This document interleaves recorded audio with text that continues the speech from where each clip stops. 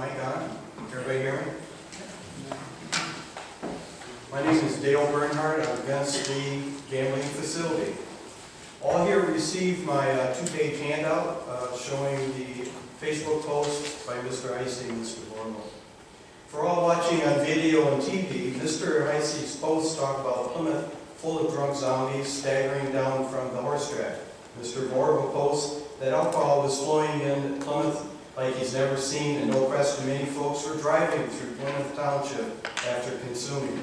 And oh my goodness, the gambling. And the hordes are going to gather at the next commission meeting and complain about the unsafe conditions. So these posts are either to make fun of the gambling facility opposition, which is us, or they have no issue with drunk zombies. So which one is it? Neither shows any maturity. But these posts did hit a nerve with me. In May of 1984, my friends were driving north on Sheldon Road, came to the intersection of Ann Arbor Trail, were broadsided by a drunk 8 o'clock in the evening. He had just come out of a bar, and he killed Rick and Cindy, and killed her baby boy. She was 9 months pregnant, she was due in 5 days.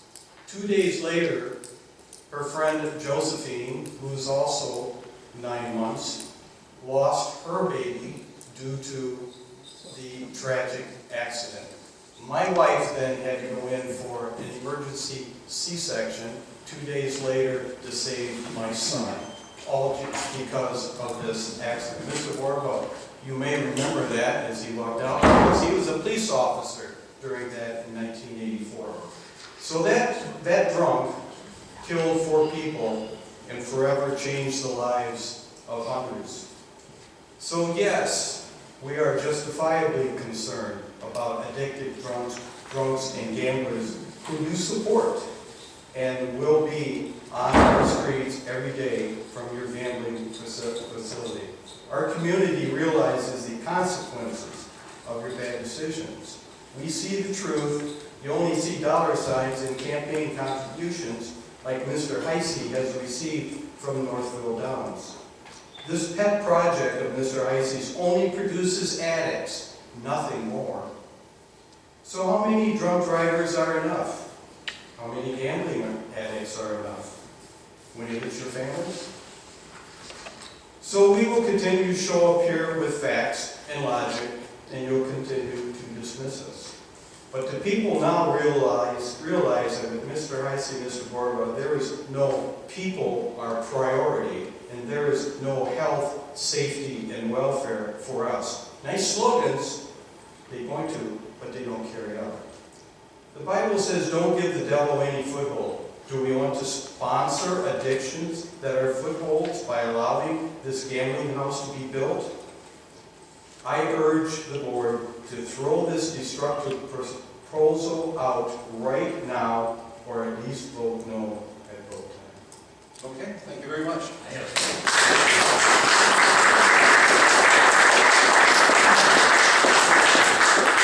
Dale, could you please come up here? And I want you to pass this picture around. I'm going to tell everybody what this picture is. The accident that he talked about didn't happen at 8 o'clock, it happened later at night. I was there. I was the first officer on scene. The husband was pulled from the car because the truck the person was driving had a rat on the front of his truck for a snowplow, and it hit him in the head and jerked him right out of the car and pulled his wife out too. When I got there, he was dead on the scene. His wife, I thought, was still breathing. She wasn't breathing. It was the baby turning over in her stomach. It was one of the most terrible things I've ever seen in my whole life. I arrested that person for drunk driving, and I arrested a lot of people for drunk driving. And I'm offended that you would think that I would think that something like that's okay. I was there personally and watched it. I begged the people who were there taking care of her, trying to her. I said, take the baby. The baby's going to die. And you know what? The baby did die. And so did Josephine's baby, and my baby. And so I do understand, being a law enforcement officer, what happens with drug addiction, what happens with alcohol use. I understand that. Then what are you trying to propose? I'm not proposing anything. It is Wait, I'm not arguing. I've got the floor right now. We're not proposing anything. They came to us and asked for the proper hearings, and they're getting that. And it's still going on. There's been no decision. There's nothing to vote on right now for us to vote on, because there's still negotiations going on. But I want you to pass this around to everybody to see. I'm sitting there holding the flashlights, they're trying to revive her.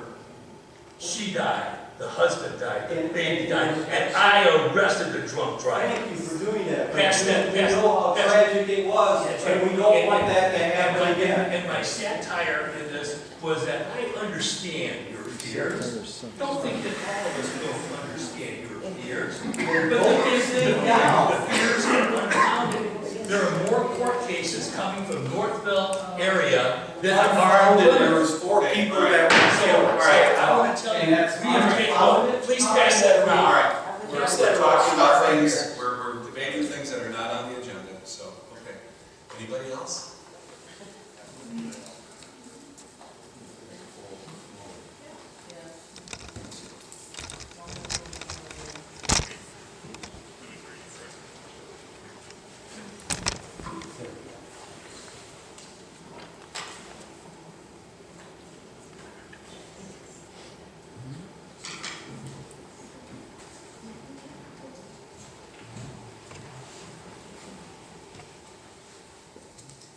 Steele, in light of the Elks Club being demolished this week, I just had a few questions. Well, you didn't want to look at it, Mr. Pine? Ms. Pine, you didn't want to look at it? No, we don't. Hey, We Jerry, have- what you're doing is shameful. It is shameful. Ms. Steele, please continue. Excuse me, I'm sorry. It's okay. Thank you. The whole thing was rather disruptive, and we're never allowed to do that back and forth. But I guess if you're on the board, you're allowed to, and it's really not okay. So, a few simple questions regarding the new development. Has a final permit been submitted to Wayne County to open the private spine road of the development to General Drive as an all-access road, and has it been approved? Jeremy, that's your call. Well, I think can we go through the questions first so that Jeremy is prepared to answer? Sure. So the first question is about permits for the spine road. Yeah. Follow-up to that would be, if so, when and where can it be seen by the public? Second, is said road being opened from Ann Arbor Road to General Drive being made a condition of approval by this board for the development of this project?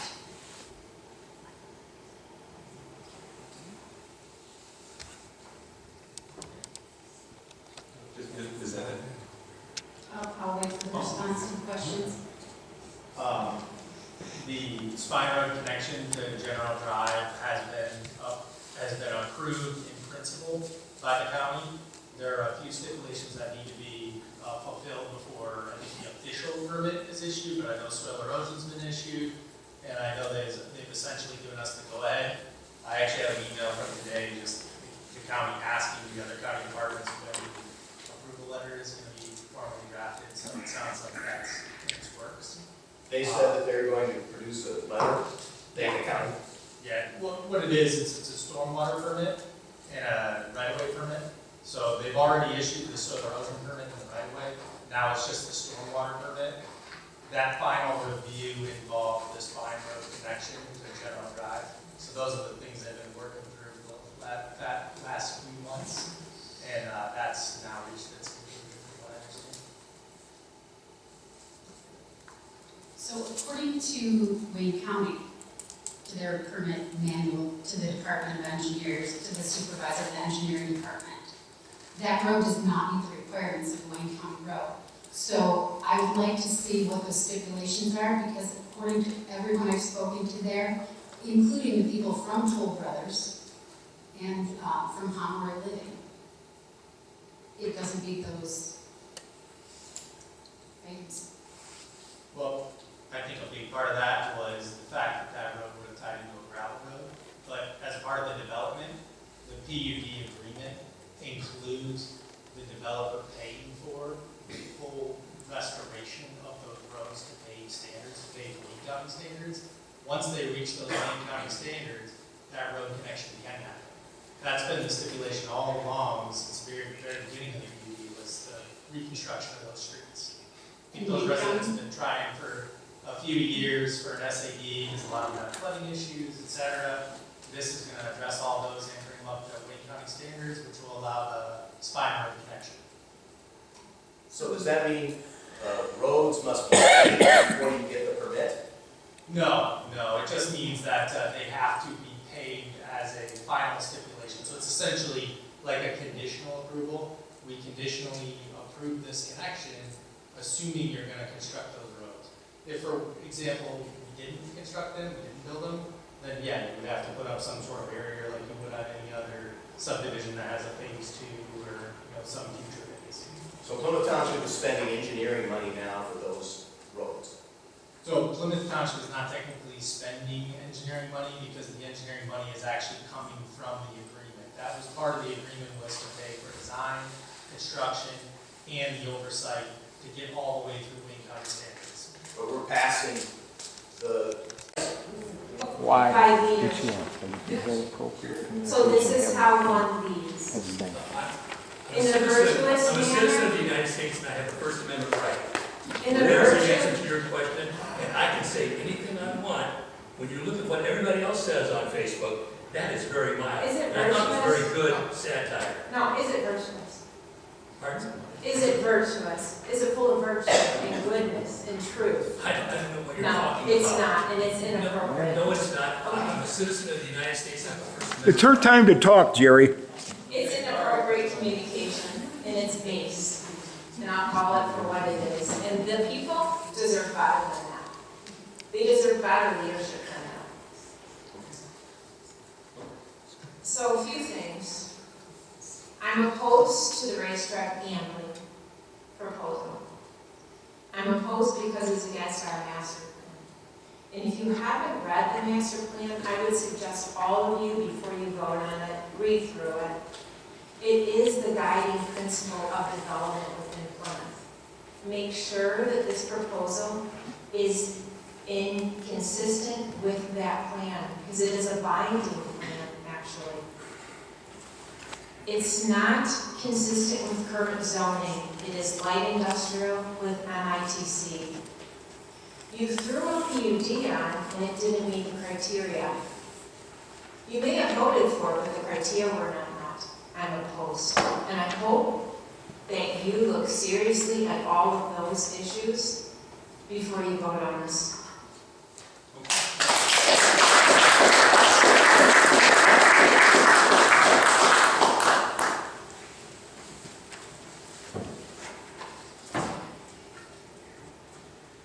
Do we need to put the numbers together?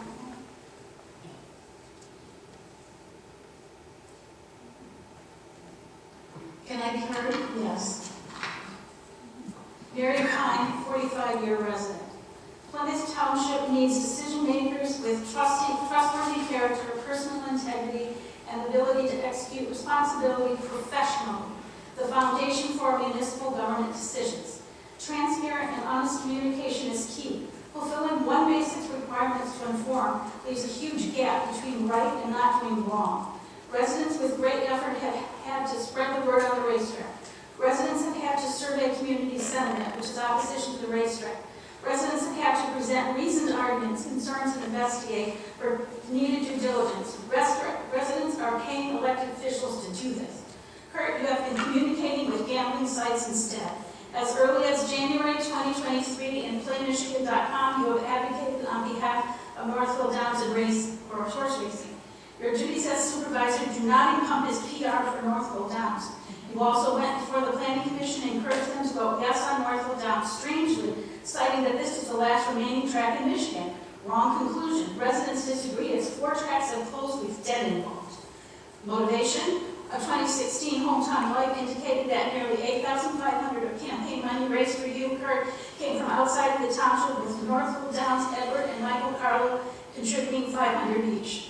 A law firm states that township board members must observe their fiduciary duties to the township and public, including the duty of loyalty and duty of care.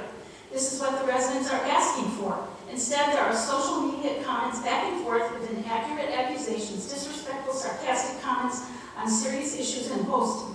Kurt, you stated, I'm pretty sure minors' attorneys know how to appeal the planning committee's decision. If not, I'll send them a bill. Is that honoring or betraying your fiduciary duty?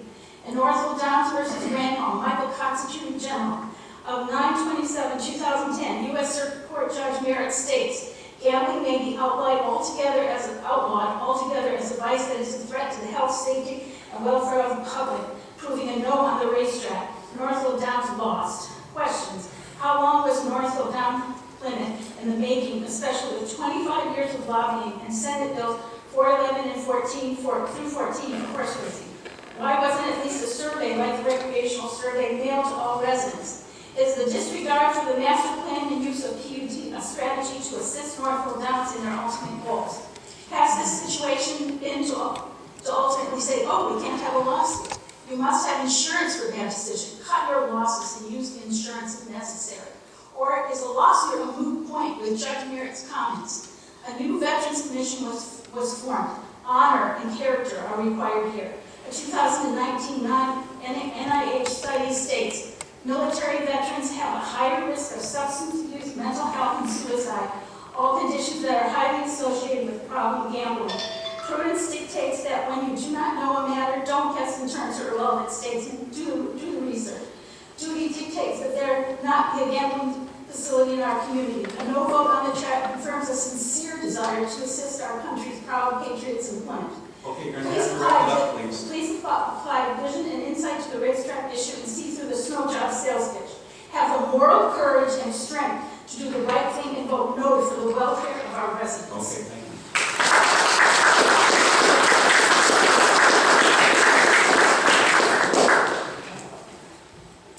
I'm Bill Pine, 45-year resident. Let's talk about analysis.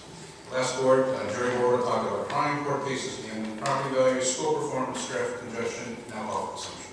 His message was that they were all good, supported the proposed gaming and racing property, and worked with the facts.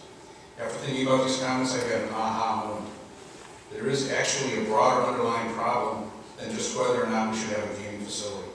Only 2 of the folks on the board have big business and classical process definition and analytical practice experience. Accordingly, the board as a whole falls short analytically, time after time, on non-standard issues that come before it. That appears to be a constant factor in the parade of contentious issues in the past, with the 2 contentious issues right now, and more in the future if you don't fix this problem. That also appears to be a problem with the Planning Commission. Not having such experience isn't bad in and of itself if one realizes that limitation to get qualified help. If you don't know what you don't know, though, or don't care, then you have the creative problems you've had the past several years. There's a classic hierarchy in the business analysis world called the knowledge pyramid, or the data, information, knowledge, wisdom pyramid. Data is individual numbers. Information is organized and structured data. Knowledge is meaningful integration and assessment of information. And wisdom is special insight that comes from knowledge. Proper decision-making is done at the knowledge level. The board seems to make many decisions on just partial data and has recurring problems because of this. Jerry's comments indicate why this is a problem. Analyzed correctly, everything except property values and educational performance is negative to the gaming facility. And those 2 factors can't be analyzed with current data.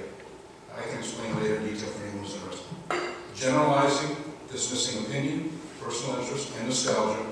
From an objective, analytical standpoint, the analysis of the gaming proposal is universally negative or non-existent. This is a major problem for you.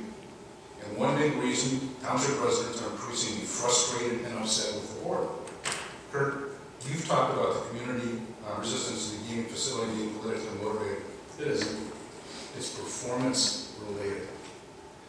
frustration with the board's performance is cumulative, and you're using up all of your goodwill. Problem defined is a problem half solved. You need root cause analysis and a sound course of corrective action addressing process definition, metrics, and key success factors. If you don't do this, the problems will only get worse, and looming issues like community benefit analysis of the game facility and issues around the minor proposal will become even larger points of contention. I'm going to be a little bit of a wise guy. When I was a kid, my parish priest, who eventually became a pretty famous bishop, told about a joke about a man with a crippled arm who thought he appealed to the Lord. He said, "Lord, please make my arm like the other one." And what we want to say is that setting the model of downtown Plymouth on a Friday night for crime, court cases, gambling, property values, school performance, traffic congestion, and alcohol consumption should not be an aspirational one for Plymouth Township. Please do your analysis properly. Okay, thank you very much.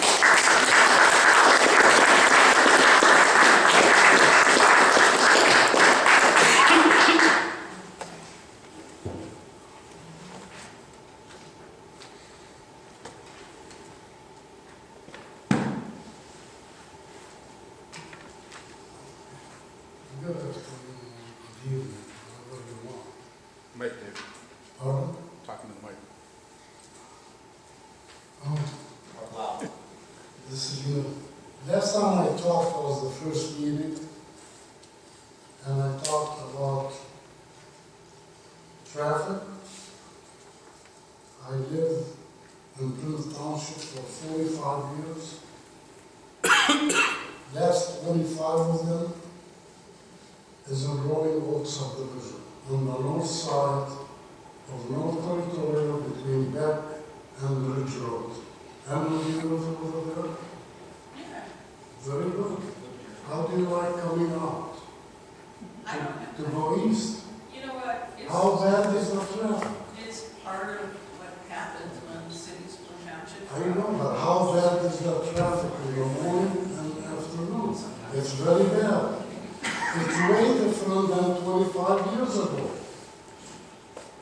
And there's people life at 50 miles an hour, you're driving, and the study you got for traffic didn't even mention North Territorial.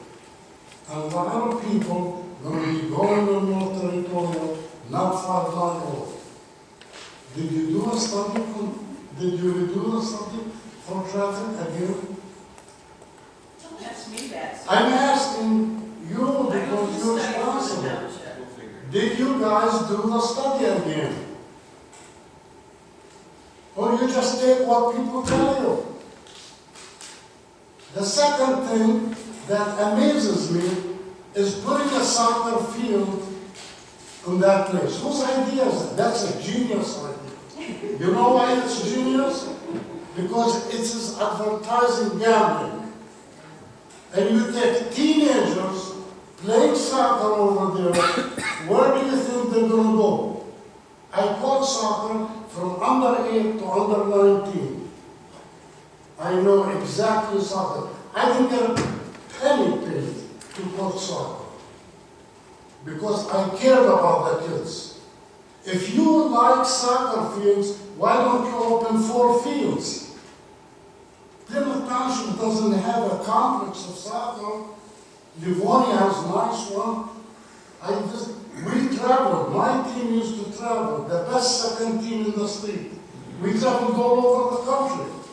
I never seen a casino next to a soccer field. And you guys are putting a soccer field there? Whose idea is this? Their idea or your idea? I'm not serious. It makes me upset. I feel for these kids. And you advertising gambling to them? Come on, get serious. You know, horse racing is an old business. It's out of... Thank you. Okay, thank you.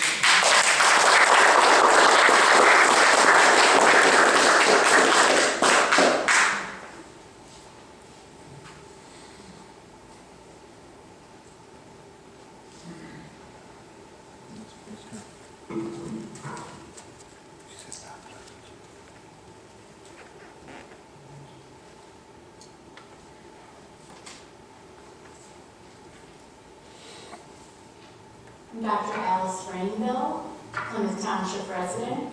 I've spoken at several board meetings regarding the racetrack facility. I am opposed to it, as you know. I hope you listen to me. Tonight has revealed Mr. Heisey and Mr. Borba's very rude and unprofessional conduct.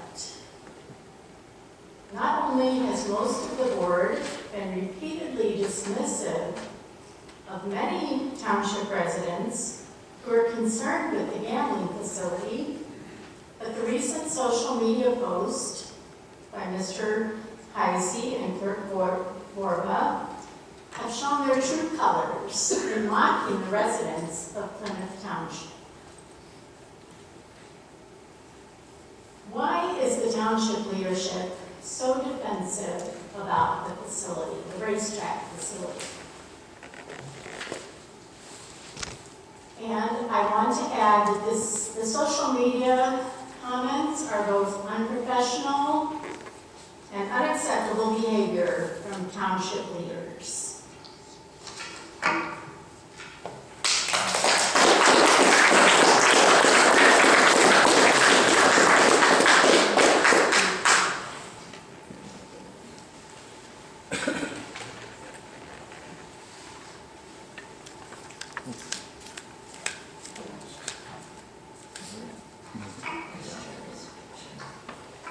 Hi, my name is Diane Dallas, and I'd just like to say I was very unhappy with your comment, Jerry, on Facebook. It wasn't appropriate. But anyway, back in December of '22, Kurt Heist was on Channel 7 News in the middle of a field saying how great a racetrack would be at 5 and Ridge. Well, it's 9 months later, and we haven't heard anything like this would be such a great thing for the township. So I decided to do a FOIA. So I asked for the records from July of this year for Kurt's emails about the racetrack, and I got a response back yesterday. And the fee would be $13,958.40, with half of that due in order for you to even start that process. So I believe there were about 20 other people that did FOIAs, and the grand total, if theirs was the same as mine, would be $280,000. This is information that we should be able to obtain from our board to find out exactly what the heck's going on. I'm sorry, I missed what the numbers were about. Pardon me? I missed what you said the numbers were about, the 13,000. FOIA, Chair. Yes. Your comment. $65. I can show I'm you not my asking for the email. numbers, That's I'm what they asking what told they're me about. it would be. And then the current, there's also campaign flyers going around the township now. So there's a picture of Kurt, Jerry, and Bob. So they're their own little team. Well, it says on the flyer, Plymouth is on the right track. Is that to lead us to believe we are getting this racetrack? Because we don't need it, we don't want it.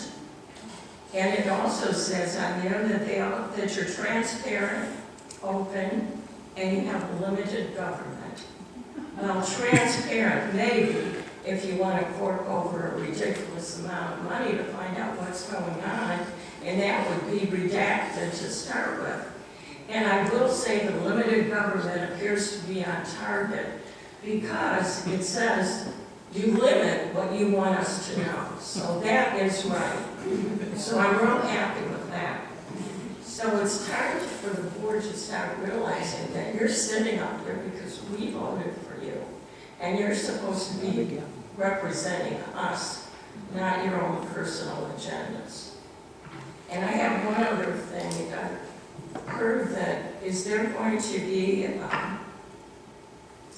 like electronic billboards on M14 and 275 if this racetrack goes through, advertising it? Is that We are fact? currently in litigation regarding the billboard issue. And who's going to pay for the electronic billboards? It's the private company that makes billboards for balloons. To clarify, we have a consent agreement from years ago that gives us a certain number of days that the township can use. No, she's referring to the billboard at Ridge M14. Is that what you're It was rejected. What are you talking about, I-275? No, Chuck. On both streets, 275 and M14, advertising the racetrack. Those are You can get billboards some. that are, I guess we're talking about two different things. One of them is not built yet. We're in court now. Right, but the other two, We're fighting not to have. I know, the other two, we already have a consent agreement that goes back years, and we're allowed 3 days. And is that what you're talking about? No. The township has 3 days? Okay. Well, No. well, your time's up, so I just want to let you know. And I have one other thing I want to say. On Channel 4 News tonight, there's a bridal shop in Birmingham. So she's been in business a long time, and a lot of brides have put money down and we're waiting for dresses. Well, she's gone out of business. And you know why she went out of business? She has a gambling addiction. That's what she said. She's in jail now. We don't need to push gambling. There's enough problems in the world today.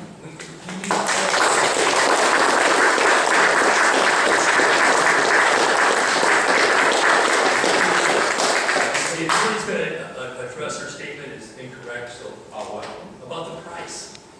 Oh, the FOIA price. FOIA price was set forth in the response. It also specifically stated that one person or a combination of all of the FOIA requesters could pay the $13,000, 50% up front. It's never going to be $200,000. And it's specifically stated in the FOIA response. So that means all 20 would be $13,000? Yes. It's 18 months, 20 months. Why is that, Jerry? Pardon? Why is it $13,000? Well, real simple, because there's 6,400 emails that we have to review. And if you take, at a minimum of 2 minutes to review each one, it's going to be over 250 hours of work. Was that because the FOIA request was written so broadly that you couldn't really? Right. If they want, if they Just want. one sentence, wasn't it? It Should I give me everything? It just give me everything about different things. So when you query the system for all that information, you end up with 6,400 emails.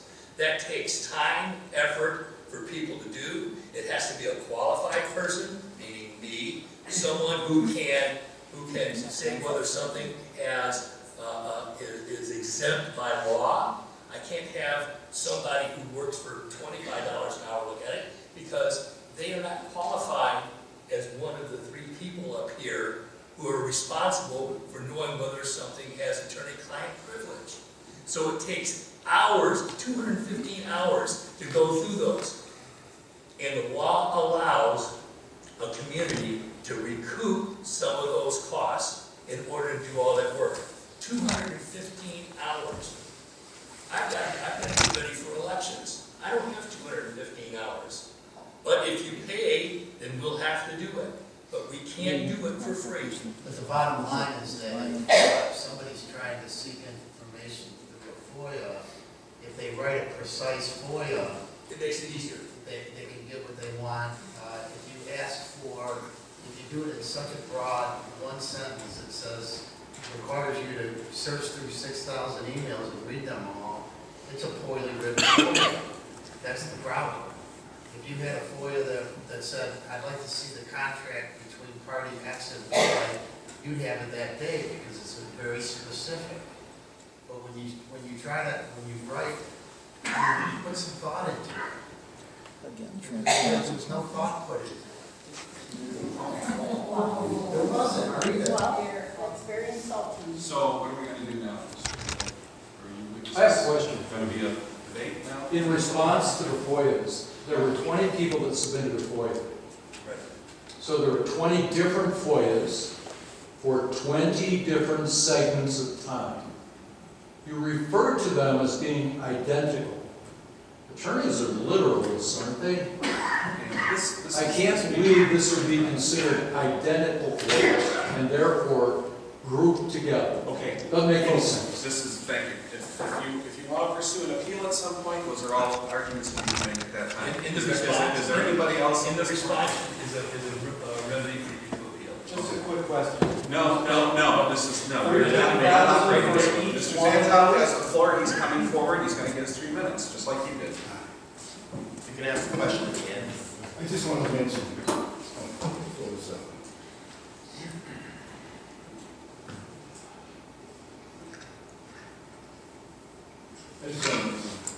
I've been doing FOIAs for years, and I know how to do it. Every time I send one in here, I get stonewalled, huge fees, I never get an answer. It's very discouraging. Thank you. Okay. Anybody else at this point? Otherwise, I'd like to get on back to the agenda.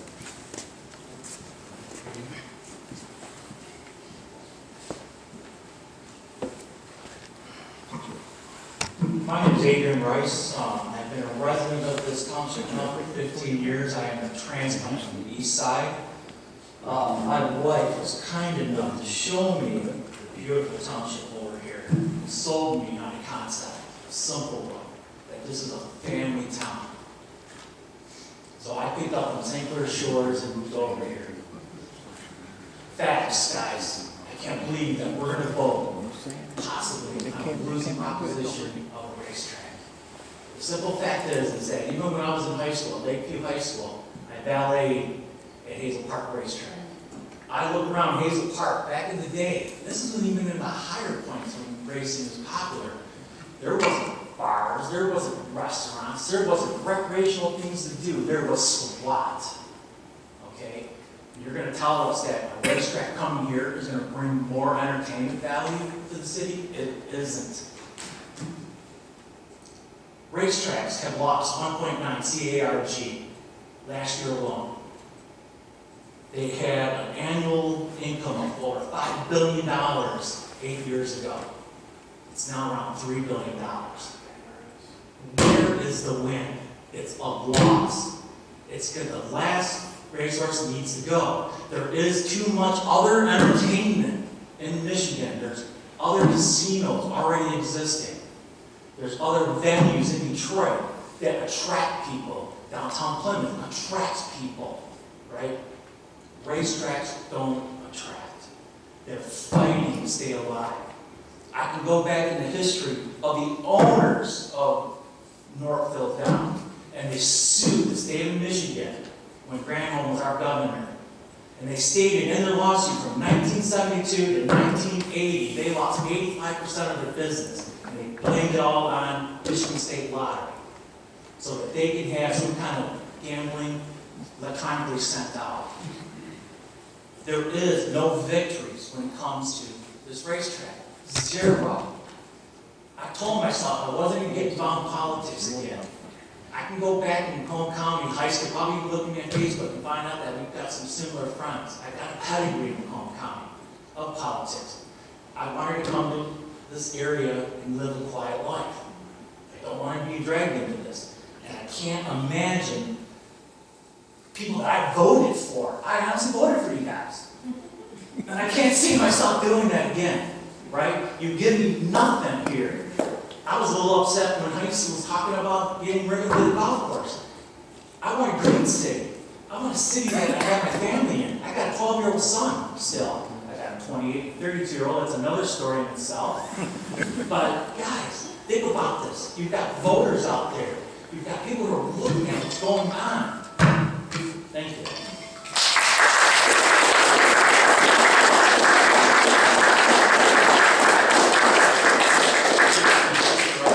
Yes. If you want to set up a meeting with me one-on-one for coffee, I'd love to sit down and talk to you. You got it. Okay, call me up.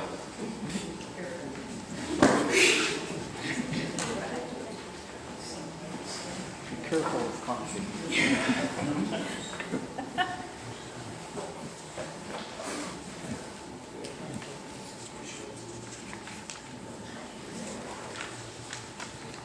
Hi, my name is Laura Shamat, and you may be happy to hear I'm not here to talk about the racetrack, but I do oppose it. I'm here to talk, unfortunately, Jeremy, I don't know where he went, because most of those will probably be directed towards him. I'm here to raise concerns about the sidewalk gap program. I live on South Main Street in Plymouth Township. We can't hear you, ma'am. You gotta get closer to the mic. I'm sorry. You gotta get closer. Speak up. Speak loud. We won't make you. Can't afford them. I'm here about the sidewalk gap program. I live in South Main Street. That was, I believe it's either completed now or.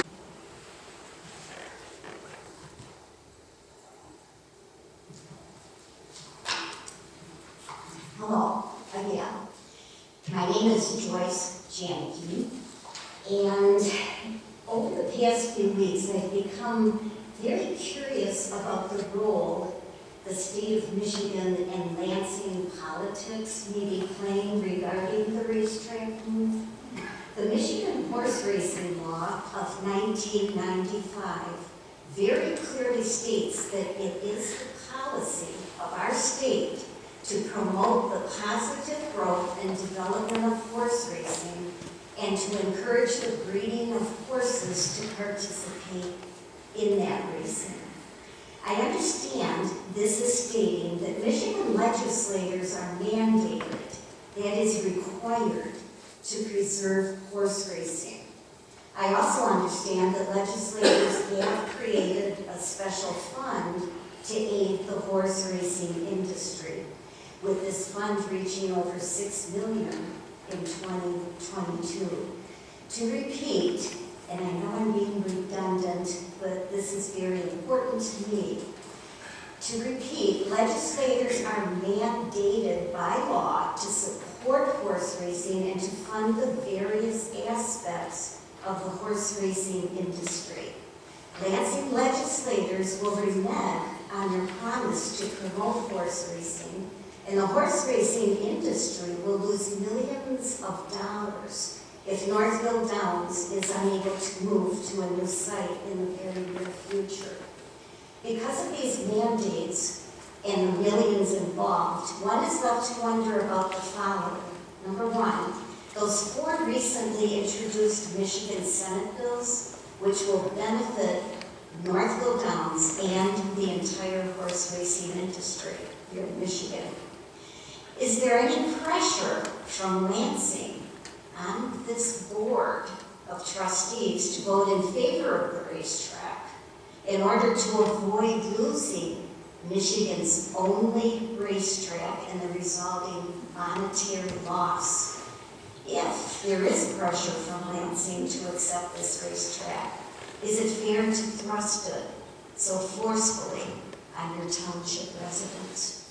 It appears that there may be more to this track move than what has been told. I strongly urge you as publicly elected board members to be thoroughly transparent regarding all aspects of this controversial proposition, including any possible efforts by Lansing to facilitate this racetrack move. Thank you. Thank you. Very much. And you did it with 4 seconds.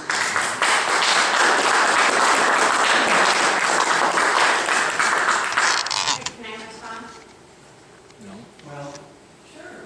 Yeah, I would just like to say that I think she brought up some very good points, but I know nobody in Lansing personally. I'd just like to respond. We talked about this at the last meeting. I'm trying to respond to some of the people that come over and have questions. They want them answered. And I know nobody in Lansing.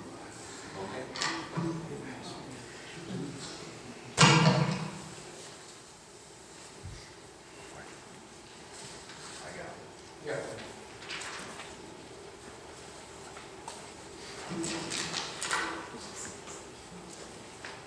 Does the police chief have one? Make sure he gets one.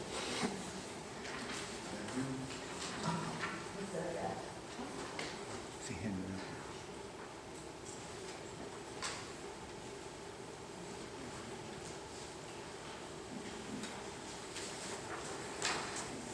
Two weeks ago at the prior meeting, Clerk Borba spoke about Northville Township, Northville and Plymouth, and referenced the 35th District Court having more court cases In addition, he mentioned that Northville had higher home values, they had a better school system, etc.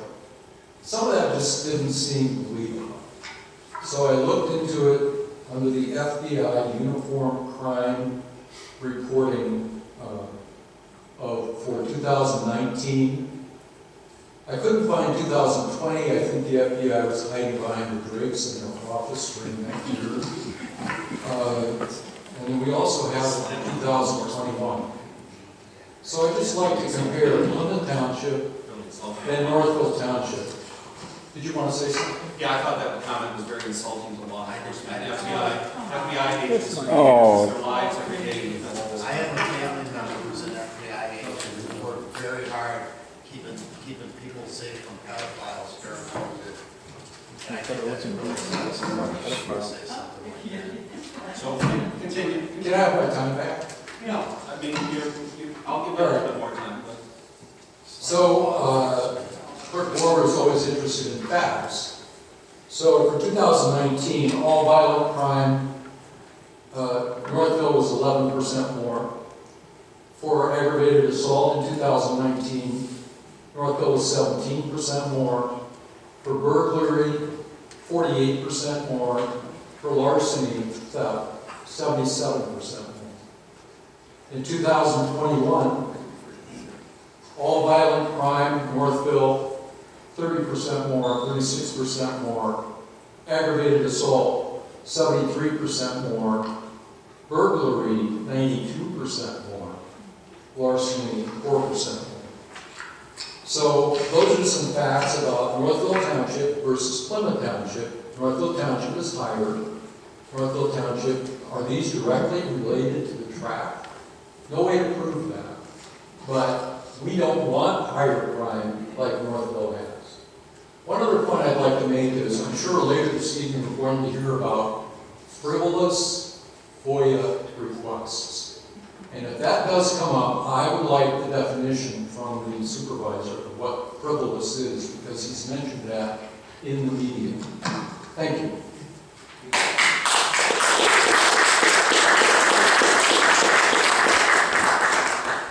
You can get these stats from the 35th District Court, and they're available for everyone, and they have a longer history than it's talking there.